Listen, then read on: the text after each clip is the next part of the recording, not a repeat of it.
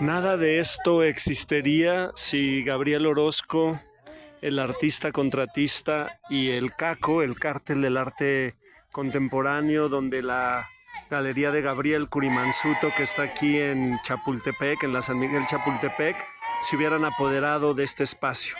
Esa era la pretensión, construir aquí un pabellón de arte contemporáneo, y justo son estas dinámicas ciudadanas de encuentro, de apropiación del espacio público, las que impidieran que este atraco al corazón verde de la patria, que esta privación del espacio público y que